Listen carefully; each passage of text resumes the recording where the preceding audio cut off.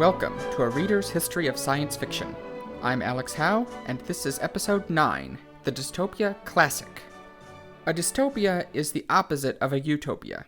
As we saw way back in episode 2, utopia means good place, while dystopia means bad place. A utopia is an ideal or perfect society, although in practice it's more often used ironically. A dystopia, on the other hand, is a horrible, dehumanizing society. Usually this means an oppressive or tyrannical government, but a dystopia can mean a post-apocalyptic wasteland, a Mad Max-style societal collapse, or any number of weirder things. This episode, however, is about the classic dystopias. The most famous dystopian novel ever written is almost certainly George Orwell's 1984, which has practically become the definition of scary oppressive government. Two others are nearly as famous: Aldous Huxley's Brave New World, which is now being adapted for NBC's streaming service Peacock, and Ray Bradbury's Fahrenheit 451, which was adapted by HBO in 2018, albeit not with very good reviews. Again, scary oppressive governments, though each operating in different ways. In Brave New World, the state uses soft power and drowns all dissent in a sea of distractions and instant gratification, while in Fahrenheit 451, it simply destroys all books and lets the rest work out on its own. Note that Fahrenheit 451 was written in 1953, after what I call the early period of sci-fi, but I include it here because I think it has more similarities with the earlier dystopias than later ones, which is sort of the point of this episode. I call these the classic dystopias because I think they share some important features in common that you don't see in later works, even ones that play the oppressive government angle straight. The Handmaid's Tale and The Hunger Games are probably the most famous examples of these from recent years, but these newer stories are different. They usually focus on someone who is on the outside of society. Katniss Everdeen and Of Fred are among the most oppressed people in their worlds, but they rise up to either overthrow or escape the state. They're traditional heroes who win in the end. The classic dystopias, like 1984, are different. In fact, I argue they're the exact opposite. And to explain why, we need to take a look at the hero's journey, because I believe the classic dystopias turn even that upside down. You've probably heard of the hero's journey before, but you might not know a lot about exactly how it works. The hero's journey, also called the monomyth, is an idea put forth in the nonfiction book The Hero with 1,000 Faces by Joseph Campbell, not to be confused with Astounding Stories editor John W. Campbell. Campbell identified certain patterns of storytelling in mythology and literature from all over the world, and suggested that these form a heroic archetype that resonates with humans universally. He used a lot of Freudian psychology to do this, and he's had his share of critics. But really, whether his analysis was accurate is beside the point here. The important thing is that it was influential, as many later authors have deliberately followed the pattern, or sometimes subverted it. This will come up again, especially with Star Wars, so it's as good a time as any to delve into it. There's no fixed formula to the hero's journey. Different writers analyze it in different ways, and even then, they admit that not all stories contain the same ingredients. But all of them break the story down into 3 distinct acts. The first is the departure from ordinary life. We first see the hero in the ordinary world, living an ordinary life. He may have a legendary heritage, but he doesn't know that yet. And note that I'm using male pronouns here because Campbell's original formulation is a male hero, but the hero can obviously be female, and there's even a feminist version of the narrative called the Heroine's Journey, link in the description. Anyway, think Luke Skywalker, the moisture farmer on a backwater planet. The hero is then called to come on an adventure of some kind. Usually he refuses at first, but he is eventually encouraged or forced to do it. He also meets a mentor who helps him along the way, or otherwise receives some sort of special aid. Think Obi-Wan Kenobi. The second act is called the initiation. Campbell frames this as both a journey to enlightenment and as a spiritual marriage, which makes more sense in the original mythological context, but in simple terms, this is the meat of the hero's quest. The hero goes through many challenges and trials to prepare him for the final ordeal, often both physically and spiritually. The final ordeal may be defeating the main enemy, retrieving the hidden treasure, or in the case of a dystopia, simply escaping from the oppressive state.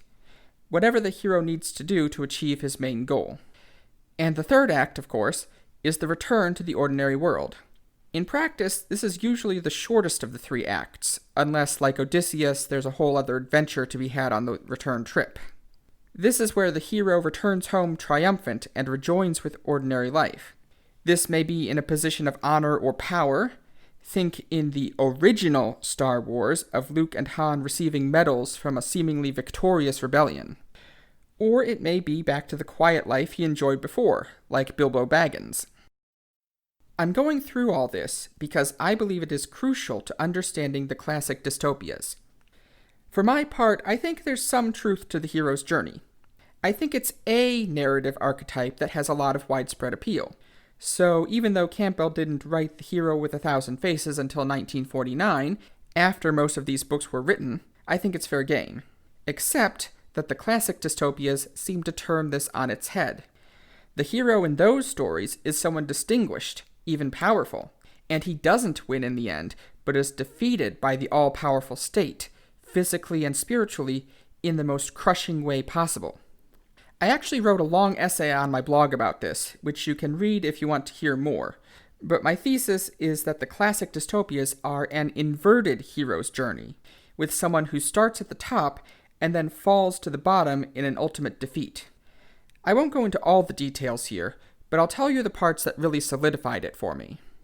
First, a note about the history, because there's one more book you really need to know about in this genre. Brave New World, 1984, and Fahrenheit 451 are famous, but they took a lot of inspiration from an earlier book called We, which was written by Soviet dissident Yevgeny Zamyatin in 1921, although Huxley denied having read it when he wrote Brave New World. We holds the honor of being the first work of art that was censored by the Soviet Union, a fact that is perhaps the clearest evidence that the dystopian genre was a product of the turmoil of the early 20th century. It describes a world-spanning totalitarian state run by the benefactor, in which everything runs on mathematical organization. People are given numbers instead of names and are treated as literal cogs in the machine. All buildings have glass walls, so there's no privacy, and the wild, uncontrolled outside world is blocked by a massive barrier called the Green Wall, which the people are forbidden to cross. And in fact, even Zamyatin took inspiration from H.G. Wells's novel When the Sleeper Wakes, which has some dystopian elements in it and definitely a lot of the same aesthetic. I should also note that these weren't the only dystopias of the early 20th century. They seem to have been rather popular at the time of the Russian Revolution, the Red Scare, the World Wars, and so on, for obvious reasons. The movie Metropolis, which I talked about last episode, was one, and even Ayn Rand got in on the action with Anthem. But again, these had more traditional heroes. I really think the four classics I'm talking about here tapped into something that the others didn't. Now, what do I mean by an inverted hero's journey? Well, as I said, we can start with the protagonist. In all four of these books, the dystopian hero actually starts in a position of prestige in his society. Not a ruler, he still answers to the state, but still a somebody.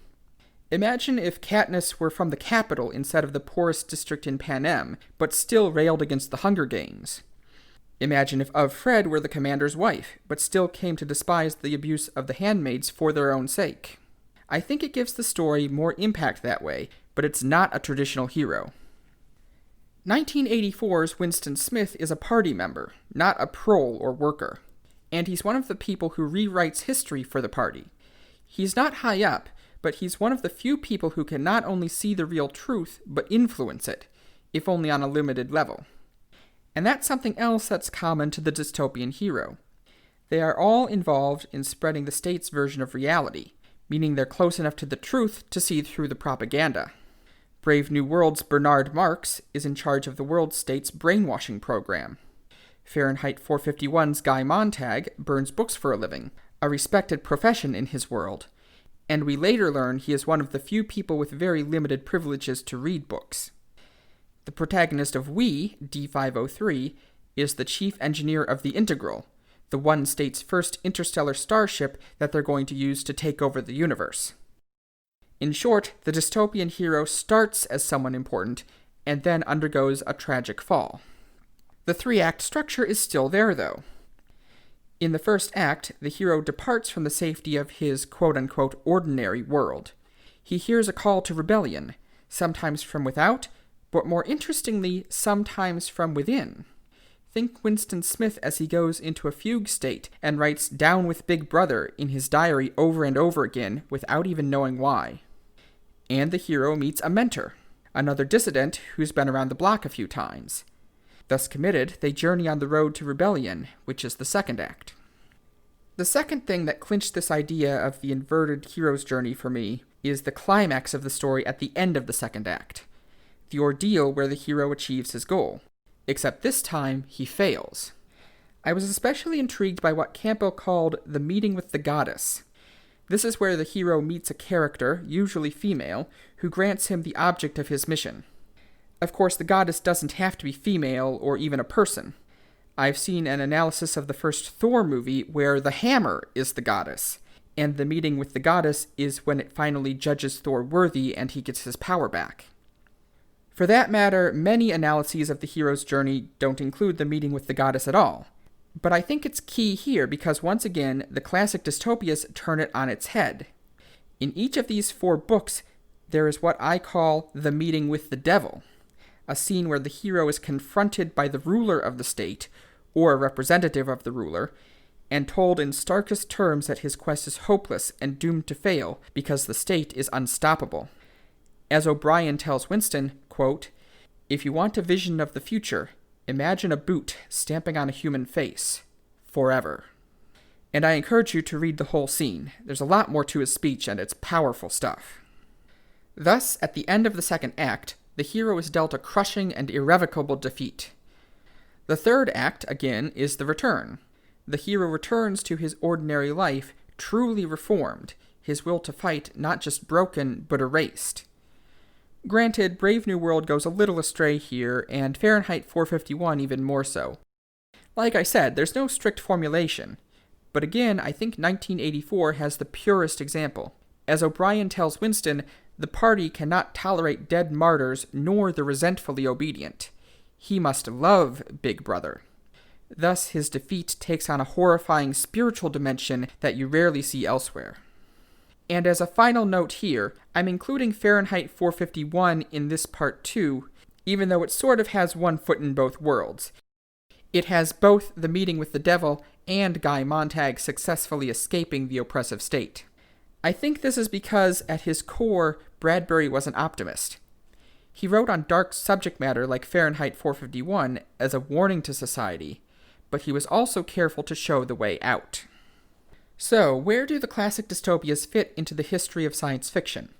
Well, the fact that they started a whole subgenre is pretty telling. They inspired an awful lot of later stories, even if this inverted hero's journey structure doesn't seem to show up again. They're probably the most mainstream sci-fi books too. They were among the few genre books to be properly published before World War II, rather than serialized in magazines. And when I was in high school, I think the only sci-fi books that were required reading for me were 1984, Brave New World, and Frankenstein. Actually, I think Flowers for Algernon might have been in there, but that's not nearly as universal. And the classic dystopias are among the most socially impactful sci-fi books. They're still cited in any debate over censorship, and after all, they're definitely social commentary.